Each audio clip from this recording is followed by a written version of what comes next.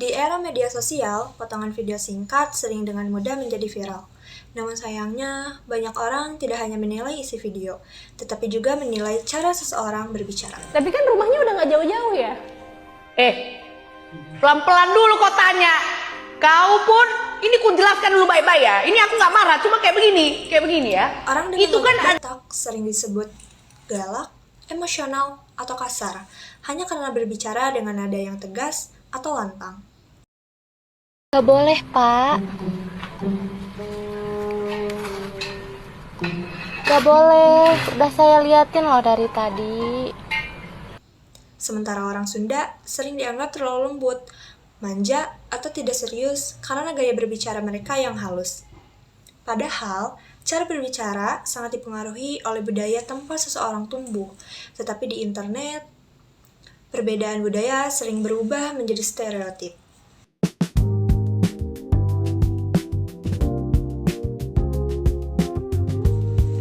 Fenomena ini sering terlihat dalam video viral di TikTok, Instagram, maupun YouTube.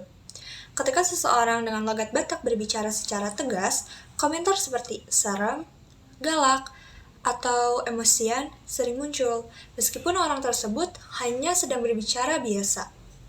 Sebaliknya, ketika seseorang dengan logat Sunda berbicara lembut dan pelan, banyak komentar yang menganggap mereka terlalu manja atau tidak tegas.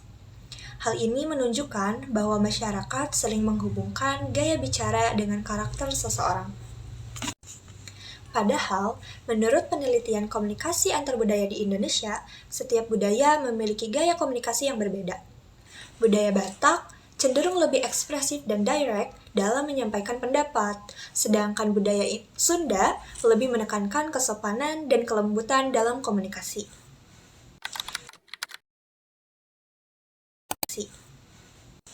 Dalam intercultural communication, fenomena ini berkaitan dengan konsep stereotype. Stereotype adalah generalisasi terhadap suatu kelompok tertentu. Contohnya seperti menganggap semua orang Batak galak atau semua orang Sunda terlalu lembut. Ketika stereotip terus diulang di media sosial, banyak orang akhirnya mempercayainya sebagai kebenaran. Konsep kedua adalah prejudice, yaitu prasangka terhadap seseorang sebelum mengenalnya secara langsung. Misalnya, seseorang langsung merasa takut atau tidak nyaman hanya karena mendengar logat Batak, atau menganggap orang Sunda tidak tegas hanya karena cara bicaranya yang pelan. Konsep ketiga adalah ethnocentrism. Ethnocentrism terjadi ketika seseorang menganggap cara berkomunikasi budayanya sendiri paling normal dan menggunakan standar tersebut untuk menilai budaya lain. Akibatnya, budaya yang berbeda akan lebih mudah dianggap aneh, berlebihan, atau salah. Baru kali ini saya melihat ada ribuan masyarakat adat yang berkumpul di Tangkuban Perahu ini. Media sosial seharusnya menjadi tempat untuk mengenal keberagaman budaya Indonesia, bukan memperkuat stereotip. Tidak semua orang Batak berbicara keras, dan tidak semua orang Sunda selalu lembut. Cara berbicara seseorang dipengaruhi oleh budaya, lingkungan, dan kepribadiannya masing-masing.